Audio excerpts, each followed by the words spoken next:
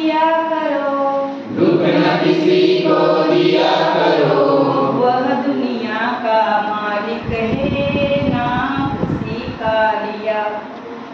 वह दुनिया का मालिक है, नाम उसी का लिया करो।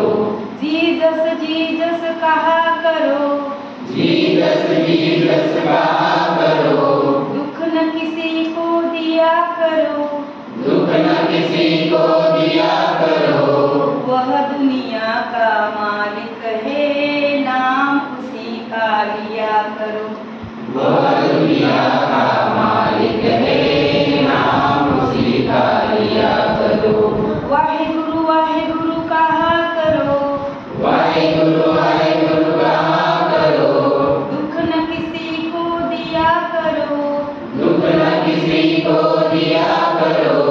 वह दुनिया का मालिक है, नाम उसी का लिया करो। वह दुनिया का मालिक है, नाम उसी का लिया करो। हरे राम कहा करो, हरे राम कहा करो। अल्लाह ही अल्लाह कहा करो, अल्लाह कहा करो। जीसस जीसस कहा करो, जीसस जीसस कहा करो। वाहेगुरु वाहेगुरु कहा करो, वाहेगुरु वाहेगुरु कहा करो। झगड़ा बगड़ा नहीं करो, झगड़ा बगड़ा नहीं करो। तुम आपस में नहीं लड़ो, तुम आपस में नहीं लड़ो। वह दुनिया का मालिक है, नाम उसी का लिया करो। वह दुनिया का मालिक है, नाम उसी का लिया करो। आता सर फक्त 1 मिनिट मला वेळ द्या. म्हणजे सकाळची सुरुवात उत्तम होण्यासाठी आपल्या विद्यार्थ्यांना आपण सुविचार तर सांगतो. Life is very short, do not make it shorter. बघा जीवन किती छोटं आहे आणि आपण आहे ना सगळ्या त्रासांनी, माणसाला सगळ्यात महत्त्वाचं आहे ते टेन्शन फ्री राहणं. प्रत्येकाला वेगवेगळ्या गोष्टींमधनं टेन्शन येतं, पण ते टेन्शन स्ट्रेस किती घ्यायचं हे माणसाच्या ज्याच्या त्याच्या हाती आहे. आपण घेतलंच नाही आहोत तर आपल्याकडे येणारच नाही. पण आपण सगळ्यांचं दुःख घेऊन बसलो. प्रत्येक गोष्टीमध्ये आपण समोरच्याला सांगतो की त्याचंच चुकलंय आणि कुठेतरी आपलंही चुकत असतं. जेव्हा आपण एक बोट दाखवतो 4 बोटं आपल्याकडे असतात आणि प्रत्येक गोष्टीतनं पॉझिटिव्हच घेतलं पाहिजे. निगेटिव्ह काहीही घेता कामा नये. आपण ओढून घेतो प्रत्येक गोष्ट माझं आपलं चुकलंय हे न दाखवता समोरच्याचंच चुकलंय, मग वाद निर्माण होतात. आपण जिथे शाळेमध्ये कार्य करतो, सहशिक्षक आहे, मुख्याध्यापक असेल, त्यांचंही आपल्याला ऐकावं लागतं आणि प्रत्येकाने जर मिळून मिसळून, आता मी तर सांगते सर माझा अनुभव की मी जिथे जिथे गेली, आमचा लेडीज स्टाफ बराच असतो. 2 लेडीजचं एकमेकांशी पटत नाही, ओपन बोलते मी. पण आमचं असं घडलंय का मी जॉबला लागल्यापासून आम्ही 10-10 जणी एकत्र काम केलंय. कारण 1ली ते 12वीपर्यंतची शाळा आणि इतकं मिळून मिसळून का तिला जर ट्रेनिंगला पाठवलं, तिचं बाळ लहान आहे, कोणीतरी ॲडजस्ट करायचं. म्हणजे असं सगळं मिळून मिसळून चाललेलं. आणि बघा ना संत ज्ञानेश्वर आपल्याला काय शिकवतात. संत ज्ञानेश्वर ही अशी माऊली आहे का त्या ठिकाणी ज्ञानेश्वरी हा पवित्र ग्रंथ लिहिला नसता लिहिला नाही हो. लोकांना ती भिंत निर्जीव चालवून दाखवली. बघा ती संत मुक्ताबाई असेल, संत जनाबाई असेल. आता तुम्ही विचार करा का एवढं त्या संन्याशाची पोरं म्हणून टाकून दिलं हो लोकांनी, पण त्यांनी लोककल्याणाचाच विचार केला ना. त्यांनी लोकांशी कसं वागावं, कसं बोलावं त्यांना कळत होतं का आपण आपल्याला वाईट टाकलंय, आपण संन्यासाची पोरं आहोत. पण ती मुक्ताई एवढी छोटीशी असताना पण ते ज्ञानदेव असतील, नामदेव असतील, संत तुकाराम महाराज असतील, त्यांच्या ठिकाणी उत्तमच गुण होते. क्षमा, शांती, दया, ह्या करुणा, ह्या सगळ्या गोष्टी त्यांच्या ठिकाणी होत्या. ती निर्जीव भिंत आज आपण बघायला जातो आणि त्या ठिकाणी चांगदेव 65 आपण वाचलं असेल, ऐकलं असेल.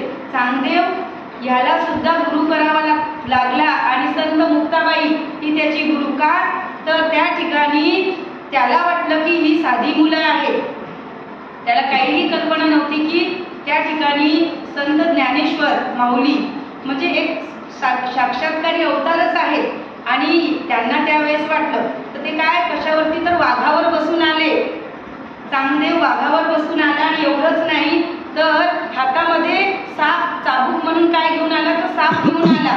पण इकडून हे चारी भावंड जेव्हा भिंतीवर बसले तेव्हा मुक्ताई तेवढंच बोलली, बघा बोलते चांग्या बोलते कोराच्या कोराच राहिला. अरे सजीव वस्तूंना तर कोणी पण चालवू शकतं, प्राण्यांना आपण प्रशिक्षण दिलं तर ते उत्तम होतात, पण निर्जीव भिंत चालवणारा तो संत ज्ञानेश्वर एकच आहे. संत तुकाराम महाराज ज्या वेळेला कीर्तनाला निघाले त्यावेळेला त्यांच्या पाठी चोर चालले होते. दोघं चोरांना वाटलं का या समोरच्या इस्माकडे काहीतरी असावं आणि ते पाठी जात असताना संत तुकाराम महाराज पुढे पुढे चालले होते. त्यांनाही कळलं की मागून कोणीतरी येत आहे. पण ते काय बोलले, जेव्हा हे पाठीमागणे येणारे लोक बोलले का बोलते तुम्ही कुठे चालले, तर ते बोलले का मला पाटलांनी बोलावणं केलंय, त्यांच्याकडे बोलते आज रात्री कीर्तनाचा कार्यक्रम आहे, मला जायला लागेल बोलते. मग ते चोर बोलले का आम्ही चोर आहेत असं कोणी हे नाही करणार, कारण त्यांना वाटलं की हा ज्यांच्या ठिकाणी चाललाय त्यांच्याकडे उत्तम पैसा आहे, पाटलाचं घर होतं, आपल्याला त्यांच्यासोबत जाता पण येईल आणि चोरी पण रात्रीतनं करता येईल. ते दोघं पण चोर त्यांच्या जोडीला गेले तर काय हो, त्यांना इतका मानपान मिळाला, हातपाय धुवायला गरम पाणी आणि जेवणाचे पक्वान्न उत्तम करून ठेवले होते संत तुकाराम महाराजांसाठी. चोर पण पंक्तीला बसले ना, आणि त्या ठिकाणी उत्तमाचं जेवण फक्त संत तुकाराम महाराजांना मिळालं नाही, समोर जे आलेले चोर होते ना त्यांना पण तेवढाच मानपान तेवढ्याच आपुलकीने जेव घातलं त्या पाटलाच्या बाईने. आणि सगळं झाल्यानंतर त्यांनाही वाईट वाटलं, आपण यांच्या जोडीला एकच दिवस आलो तर बोलते एवढं चांगलं जेवायला भेटलं, रोज गेलो तर बोलते चोरी करायचा प्रश्नच उरत नाही. म्हणजे ते चोर सुद्धा संत तुकाराम महाराजांच्या जोडीला गेल्यानंतर अहो ते पण उत्तम घडले. तो वाल्याचा वाल्मिकी झाला. आपण सगळं ऐकतोय, आपल्याला छोट्या छोट्या गोष्टी. मी तर माझ्या विद्यार्थ्यांना सर रिअल बोलते, माझी मुलं बोलकी आहेत. मी जिथं कुठं जाते माझी मुलं बोलकी आहेत. का बोलकी आहेत तर त्यांना अशा छोट्या छोट्या गोष्टी जीवनाच्या शाळेत ना सगळ्यांना शिकता येत नाही सर. जेव्हा त्या झऱ्याकडे प्राणी जातात पाणी पिण्यासाठी, माणूस जातो जीव देण्यासाठी. आपण ऐकतो सेल्फी घ्यायचं हे काय फॅड निघलंय, तर ते दावोशीच्या धबधब्याजवळ बरोबर जातात आणि पाण्यात पडतात. आणि हा झाला त्यांचा सेल्फी. फक्त बघा जीव किती महत्वाचा आहे. लाईफ इज व्हेरी शॉर्ट सांगितलं मी, त्याच्यातच मी हे सगळं सांगायला घेतले. जीवन खूप छोटं आहे, कधी मृत्यू येईल ना काहीच कळत नाही. ॲक्सिडेंट होईल का मग काहीतरी वेगळं घडेल काहीही माहीत नसतं. आहे तो दिवस उत्तमाचा.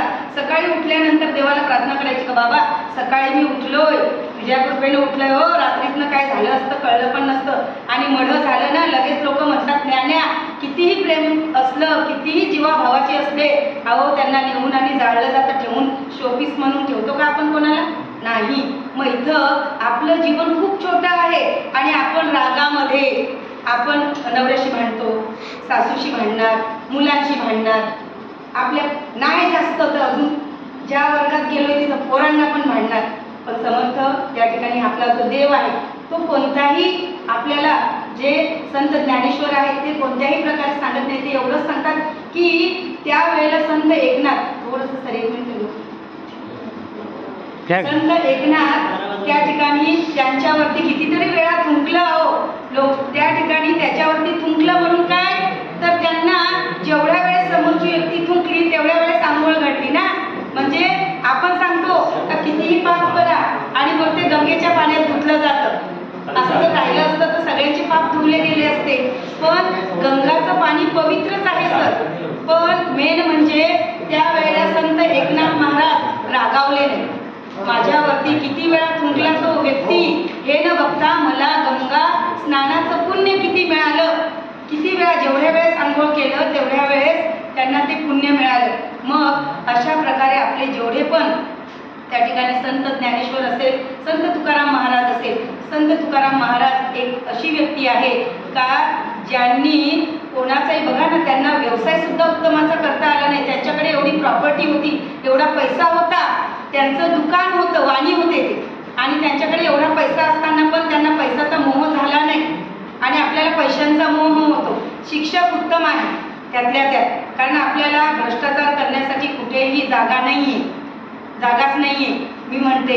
आणि जिथं जिथं जागा आहे ना ती लोक त्यांचा भाग वेगळा, कारण कर्म आपले उत्तम असतील तर आपण दवाखान्यात सुद्धा ॲडमिट न होता जाऊ आणि सांगून जाऊ की आम्ही जातो आमच्या गावा आमचा रामराम घ्यावा. कारण शेवटचा दिवस आपल्याला उत्तम पाहिजे तर आपले कर्म महत्त्वाचे. तुम्ही किती देवाचं केलं कोणी विचारणार नाही, किती पैसा कमवून ठेवला, किती बिल्डिंगा बांधल्या कोणी विचारणार नाही, आणि आपण जी प्रॉपर्टी ज्यांच्याकडे देऊन जाऊ ना ते कसा वापर करतील हे पण माहीत नाही. पण आपण जेवढं पण उत्तमाचं बोलू, उत्तमाचं राहू, विद्यार्थ्यांसोबत असेल, आपल्या फॅमिलीसोबत असेल, आणि आपण माणसाला मुळात राग येणारच आहोत.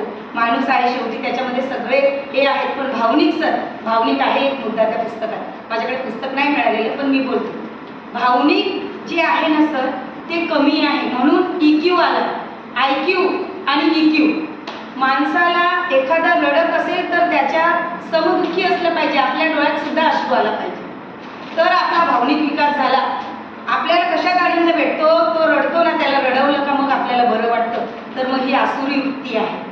दुसऱ्याच्या दुःखाने आपल्याला दुःख झालं पाहिजे.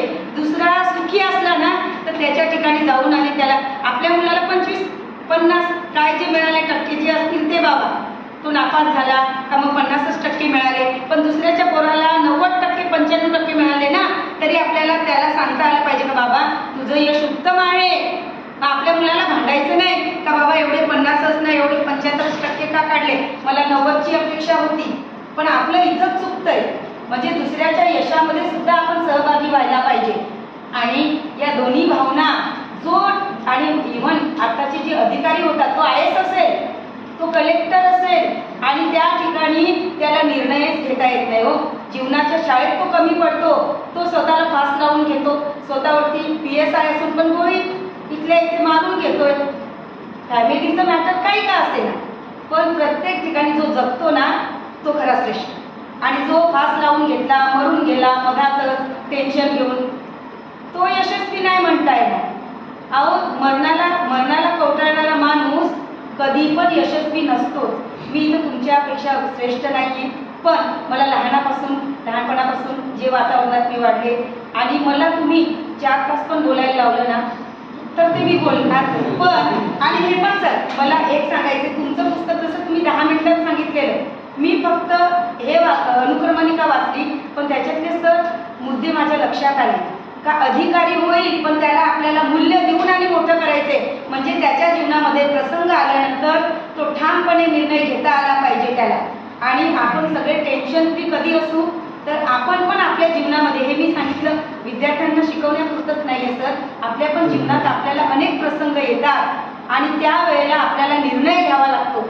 आणि नेहमी ना सर 2 गोष्टी आपल्याला विचारात घ्याव्या लागतात, ते म्हणजे आपलं स्वतःचं आयुष्य जे चाललंय पण आपल्यामुळे दुसऱ्यांना दुःख होतंय की नाही त्यांचाही विचार करून, आणि आपण मेल्यानंतर प्रश्न सुटणार आहे का, हे विद्यार्थ्यांना मी का सांगते, मोठ्या विद्यार्थ्यांना खास करून.